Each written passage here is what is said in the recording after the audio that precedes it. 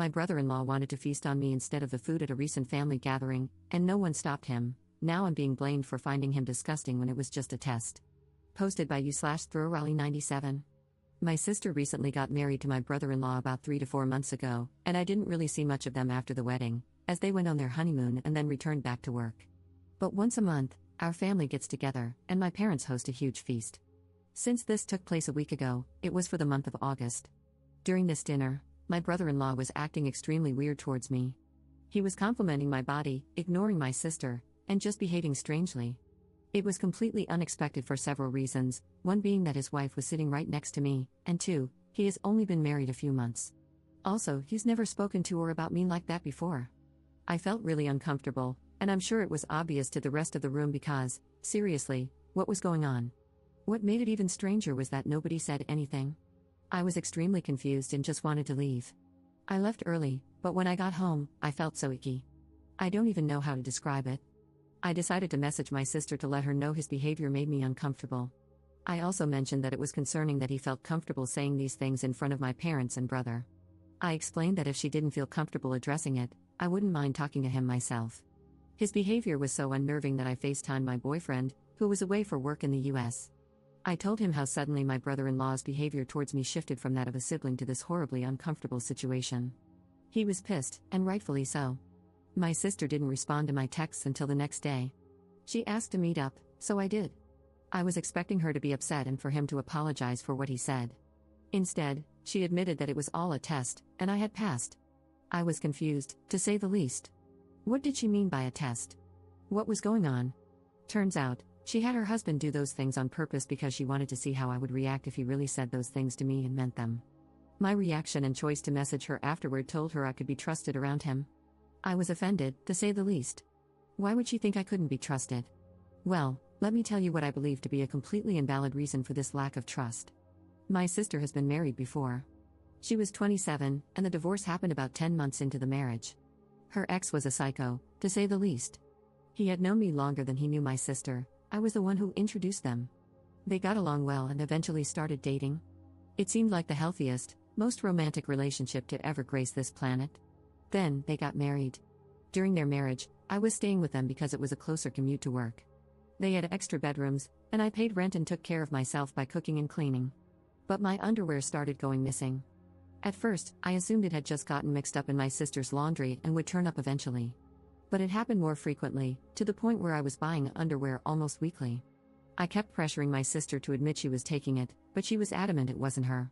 I decided to ignore it and move on. It hadn't even crossed my mind that the real reason was far worse. My former brother-in-law was stealing my underwear. I don't know, nor did I want to know, what he was doing with it when I found out. I was so disgusted and confused. Someone I thought was my friend was actually just a pervert. He admitted that he had never really loved my sister and was just using her to get close to me. I was so creeped out, and I pressed charges against him for his sickening behavior. I was able to get a restraining order, and my sister divorced him almost instantly after finding out. She took something traumatic that happened to me and twisted it to make it seem like I was the untrustworthy one. She claimed I must have strung him along for him to think that way, and this test was to prove I wasn't doing it again. Safe to say, I was extremely hurt and angry at her response, so I told her to never speak to or contact me again if that's what she really thought of me. My family found out, and for the most part, they agree her behavior is crazy. But my mother stood by her actions, saying my sister was just trying to protect herself from being hurt again. I told her that if my sister had just been honest with me from the start, I wouldn't have been as bothered. There's a right way to approach things and a wrong way, and this wasn't just wrong, it was also crazy. Why is she so convinced it's my life's goal to hurt her? I didn't know her ex was going to turn out like that, so why am I being punished? She claimed I should have had some indication he liked me, but he really made it seem like he was head over heels for my sister. How was I supposed to know what was going on in someone else's mind? Anyway, the family dinner this month was held earlier because it was the most compatible date for everyone's schedules, yesterday. I told my parents to expect me not to show up if my sister and brother-in-law were going. It wasn't even that I refused to speak to her ever again, it's just that, with the situation so fresh, I told my mother I would apologize when I had cooled down. It was just difficult to face them when they made me feel like a horrible person for a situation that was out of my control. My mother assured me my sister wouldn't attend, so I agreed to come. When I arrived, they were both there. It felt like an ambush, and it sort of was. My sister demanded I apologize for my reaction because, according to her, It was my own fault it happened in the first place. I can't lie, I snapped. I told her to remove my number and forget the title of being my sister if she really felt that way. I need advice because my therapy session isn't scheduled for another 2 weeks, and I feel like I just dreamt a soap opera storyline. I feel kind of bad because I do understand my sister had her trust broken completely by her ex, but I feel like that distrust shouldn't be aimed at me, it should be directed at the person who actually caused it. And I already feel guilty for being the one who introduced her to the jerk in the first place. But I'm struggling to understand how her schemes to manipulate me into thinking she's being wronged by her husband again are so extreme. I want to apologize to her for one reason, introducing that man to her in the first place. I really need her to see that I wasn't doing anything wrong when her ex was stealing my underwear.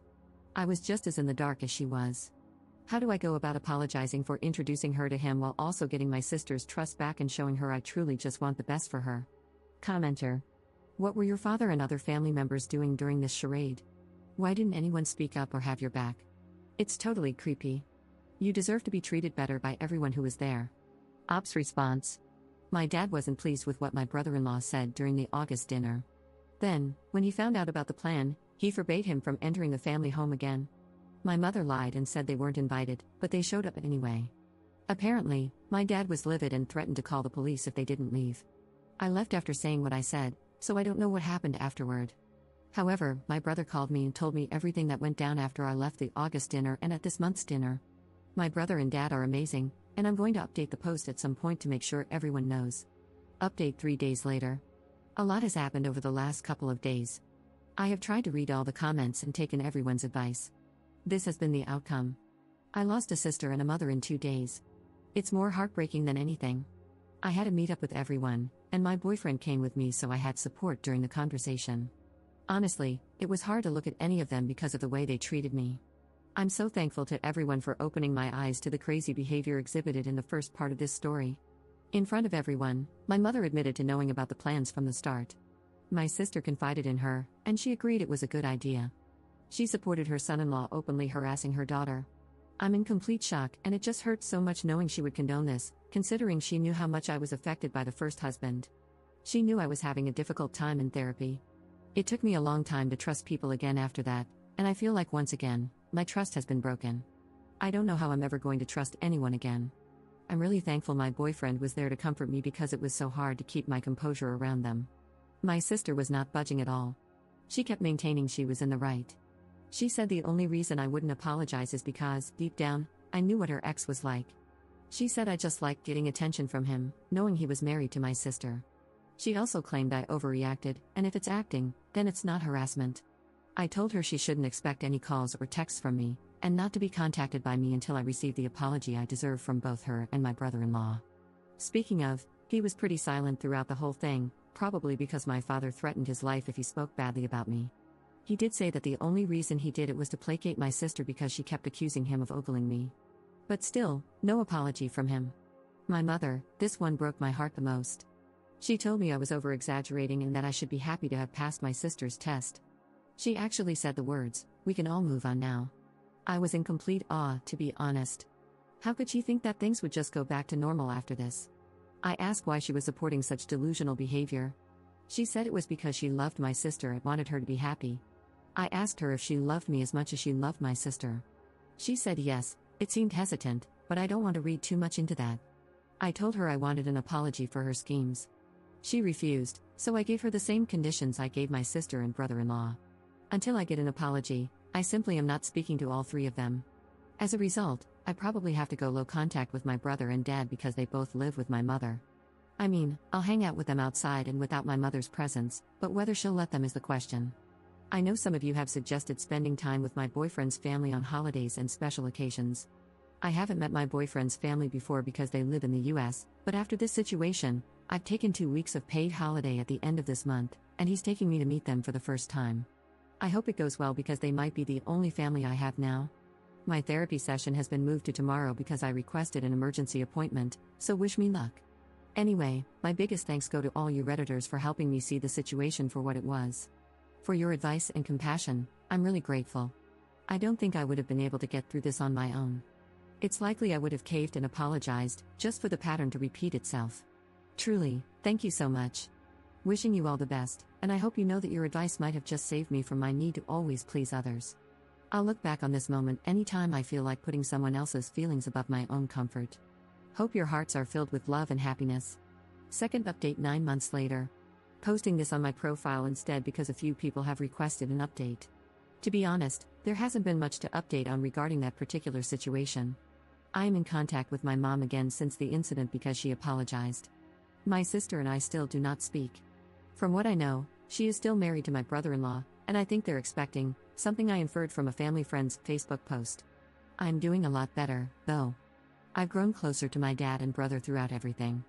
My relationship with my mother is more strained now. I feel like I still can't trust her, even though she apologized. I don't think we will ever be as close as we were before my sister's schemes. My relationship is going really well too. He was asking about rings, so I'm thinking a proposal might be in my future. Also, his parents are just the best. They've sort of taken me in, and it's so cute how they dote on me like I'm their daughter. His whole family is incredibly supportive and uplifting. We're going to visit them again in July. I'm so excited to go back. I love it in the US. The weather is better, the people are nicer, and, of course, I get to see where my man grew up. I just feel so much lighter and happier now that I've put behind me what my ex-brother-in-law and current brother-in-law put me through. I wish her the best with her pregnancy, but that's all I can do since she still refuses to apologize. This probably wasn't the update you were looking for, but it's all I can give at this moment. Hope you're all having a wonderful day and a better summer than I'm having. Oh, and for anyone from TikTok, my brother-in-law and mother are not together. I've asked the person to take it down, but they haven't responded, so I just thought I would make it clear, my brother-in-law and mom have not slept together or done anything weird to my knowledge. Third update 3 months later. This is probably the hardest thing I've ever had to admit to myself. I wish it didn't have to come to this, but unfortunately, I think it's the only way I will ever get to live a normal life again. My sister has been telling our family members a completely warped version of events. I only found out when I sent out the save the dates. I got a call from an aunt, telling me I was brave for inviting all these people after ruining my sister's life. I was so confused, so I asked her what she meant. She elaborated, saying I was wrong for trying to seduce both of my sister's husbands, and that my fiancé was an idiot for supporting me. I laughed, out of astonishment, not amusement. First, I told her to watch what she said about my soon-to-be husband. He's the only support I've had during this horrible time in my life. Then, I told her what actually went down. She was shocked and didn't believe me. I told her she could easily confirm it with my parents and brother. Well, she informed me that my mother had already confirmed things for her. I was so pissed off. Words can't describe the anger I felt at that moment. It was like everything I had gone through over the past few years had piled up, and I couldn't take it anymore. I just hung up the phone. I called my mother, who had been begging for my forgiveness a few months ago. I told her I was done. She supported my delusional sister in her crazy schemes, and I forgave her. Out of the goodness of my heart, I chose to put that behind me so I wouldn't lose my mother. But she went behind my back and sided with my sister in front of our extended family, making everyone think I was callous enough to seduce my own brothers-in-law. She allowed people to spread lies about her own daughter. I told her I never want to see or speak to her again. I called my brother and asked if he knew any of this had been happening. Thankfully, he didn't. Neither did my dad. I then wrote a letter to my sister, which covered 4 main points. 1. I was deeply sorry for everything she had been through. This did not mean I understood or forgave her actions, but I was apologetic for how things turned out. 2. She needed to seek help for what my former brother-in-law put her through. 3. I was stunned that she thought she could lie about what happened to everyone and get away with it. From that point on, she had truly lost the right to call herself my sister. 4. I wished her the very best in life but stated that I never wanted to see or hear from her again. She had caused me far too much pain, and I'll never be able to forgive her. I will never speak to, reach out to, or even entertain the idea of reconciling with my mother or sister again. It is up to my father and brother whether they choose to associate with them, but for me, everything is beyond repair. The lies have stacked up so much that there isn't a pair of scissors sharp enough to cut through them. My fiancé and I have decided that with everything that has happened, we will just have a town hall wedding, just a couple of witnesses, and the 2 of us. I'm so eternally grateful to have found him. He's my entire world, and without him here to talk me out of a breakdown, I might never have survived. Family is not always who you are born with, but the people you meet along the way. I've been so incredibly lucky to have met some of the best people with whom I can start my own family. It is with great sadness that I make this update. It's my own fault for believing in the best of people. To think that I would ever get an apology is just so naive, but I think this may have been a blessing in disguise. At the very least, I'm choosing to see it that way. This chapter of my life is officially over, and I can now move on to better and brighter things. Thank you all for tuning into this portion of my life. Love you all, and I hope you have better luck with your family members than I have. By the way, I know people are curious about my ethnicity. I'm mixed race, my mother is Indian, and my father is English. I grew up and have lived in England for most of my life.